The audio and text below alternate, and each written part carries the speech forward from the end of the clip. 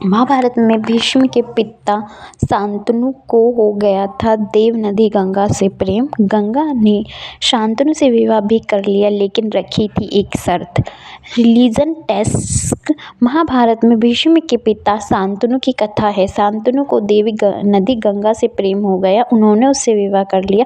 गंगा ने शांतनु के सामने ये शर्त रखी कि उसे अपने अनुसार काम करने की पूरी आज़ादी होनी चाहिए। जिस दिन शांतनु ने किसी बात के लिए रोकेंगे तो उन्हें छोड़कर चली जाएंगी। शांतनु ने मान ली थी गंगा की शर्त। शांतनु ने शर्त मान ली। इसके बाद जब भी गंगा किसी संतान को जन्म देती उसे तुरंत नदी में बहा देती। शांतनु ने रोक नहीं पाते क्योंकि वे गंगा को खाने से डरते थे, क्योंकि वे गंगा को खोने से डरते थे। जब सातवीं संतान भी गंगा नदी में बहाने आई तो शांतनु से रहा नहीं गया। उन्होंने गंगा को रोक कर पूछा कि वो अपनी संतानों को इस तरह नदी में बहा क्यों रही देती है।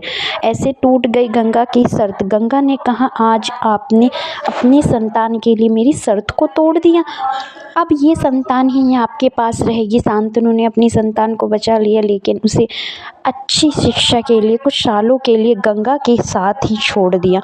उस लड़के का जन्म नाम रखा गया देवव्रत। इस कारण पड़ा देवता व्रत का नाम भीष्म।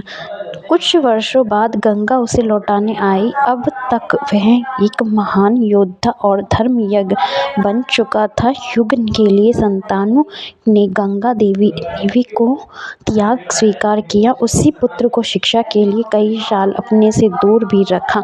इसी देवव्रत ने शांतनु का विवाह सत्यवती से करवाने के लिए आजीवन अविवाहित रहने की भीष्म प्रतिज्ञा की थी। इसके बाद उसका नाम भीष्म पड़ा। भीष्म ने ही आखिरी तक अपने पिता के वंश की रक्षा की। जय श्री राम। वीडियो अच्छी लगी तो प्लीज़ चैनल को लाइक एंड सब्सक्राइब करना ना भूलें। Thank you for watching this video.